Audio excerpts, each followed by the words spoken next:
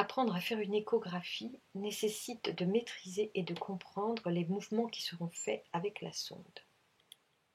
Pour bien comprendre les mouvements, la sonde doit être tenue dans le bon sens, c'est-à-dire repère de la sonde du même côté que le repère de latéralité sur l'écran.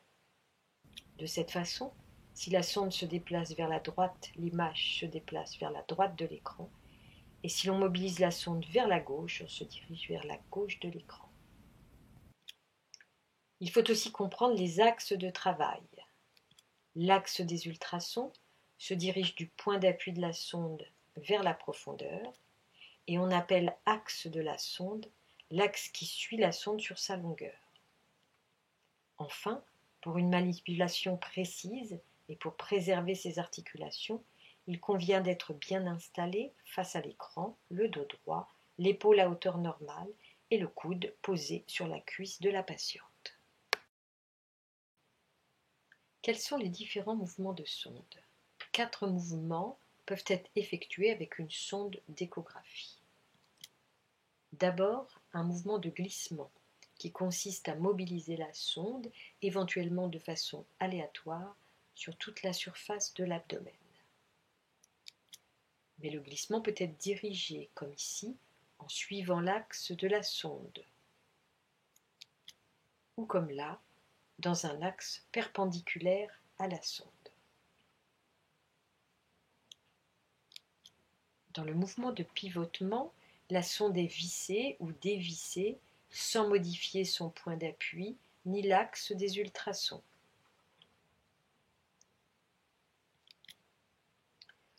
Le mouvement d'oscillation consiste à incliner la sonde perpendiculairement à son axe sans modifier son point d'appui. Le mouvement de bascule consiste à faire rouler la sonde sur son axe. Parfois, plusieurs mouvements doivent être associés, comme ici, glissement dans l'axe de la sonde associé à une bascule.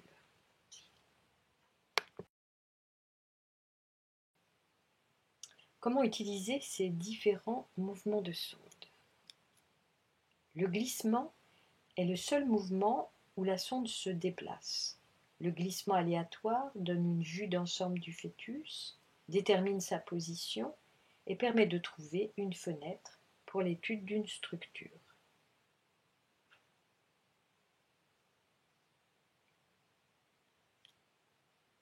La position fœtale repérée, le glissement dans l'axe perpendiculaire à la sonde, permet le balayage du fœtus sur toute sa longueur.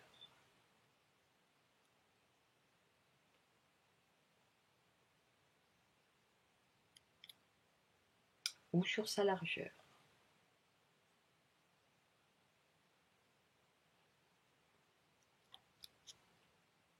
Le glissement dans l'axe de la sonde permet de tourner autour d'une structure.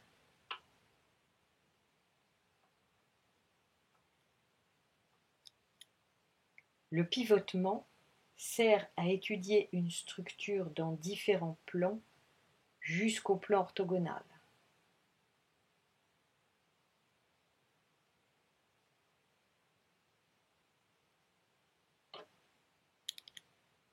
Les oscillations de la sonde, c'est-à-dire l'inclinaison d'une extrémité à l'autre d'une structure, permettent le balayage d'une zone d'intérêt.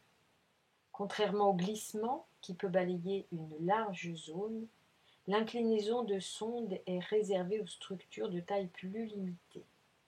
Elle a l'avantage de ne pas modifier le point d'appui de la sonde, avec moins de risque de perdre la structure.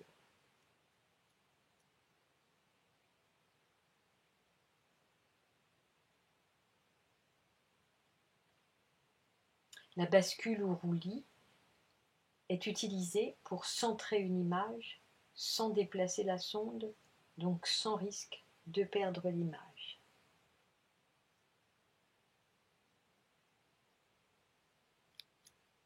Enfin, l'association de plusieurs mouvements est parfois nécessaire. Par exemple, pour tourner autour d'une structure, il faut associer un glissement dans l'axe de la sonde et une bascule pour garder la structure en cible.